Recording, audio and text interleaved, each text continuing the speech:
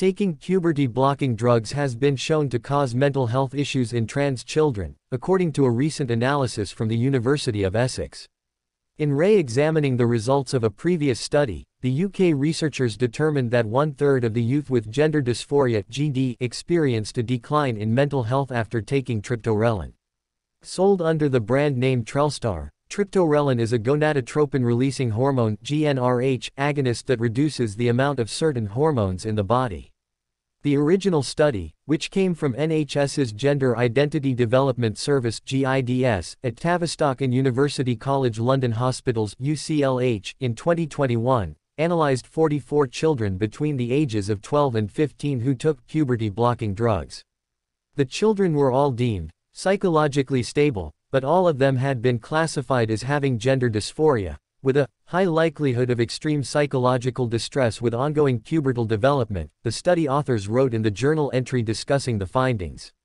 At the time, the researchers determined that the drugs had no impact on the kids' mental health over a 36-month follow-up period. The new analysis of the study, however, determined that 34% of the trans youth experienced a decline in mental health while taking puberty blockers. At the same time, 37% reported no change in mental health and 29% noticed an improvement. To determine the extent of mental health changes, the researchers looked at emotional factors, anxiety, depression, social withdrawals and somatic complaints, as well as behavioral signals, such as attention problems and aggressive behaviors, according to the researchers. They also analyzed sleep difficulties. While the original study combined the overall average of all kids' mental well-being, the new analysis looked at each child's individual psychological health, which revealed more variation among them. This is the first analysis of UK data on children aged 12 to 15 with GD taking puberty blockers demonstrating individual level change as opposed to testing differences between group averages, the study authors wrote in a journal entry describing the findings. As such, this analysis gives a fuller picture of the benefits and risks of treatment. We recommend that these approaches be incorporated into new gender dysphoria services being established in the UK, as well as new research studies being designed, they added. The new analysis was posted to medRxiv, a preprint service for health studies, but has not yet been peer-reviewed. The study did have some limitations. It included a small sample size of youth and there was no control group. There was also a limited dataset available for the children who were studied. Also, the results show association but not necessarily causation, as there may have been other factors that could have affected the children's mental health.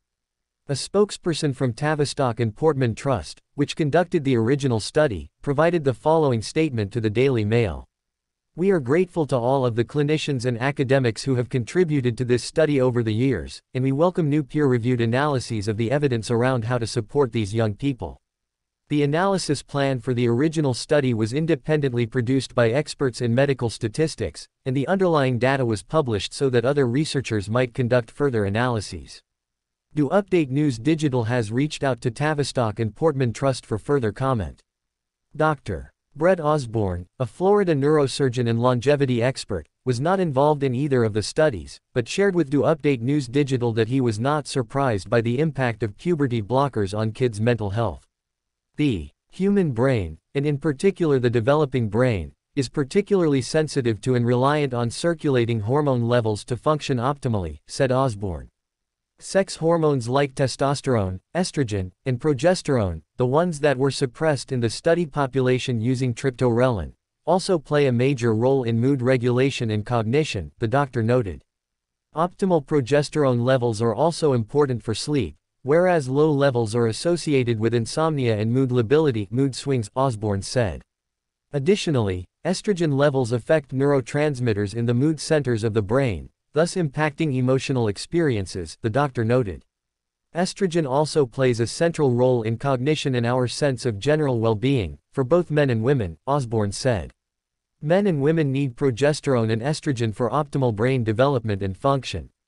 Testosterone is also largely responsible for mood and well-being, the doctor went on, and a lack of it can lead to fatigue, irritability and poor sleep hygiene. Bottom line, not only our bodies, but our brains, function best with optimal hormone levels, Osborne concluded. Lowering their levels artificially with medications like triptorelin is potentially dangerous and only contributing to the escalating mental health burden in America.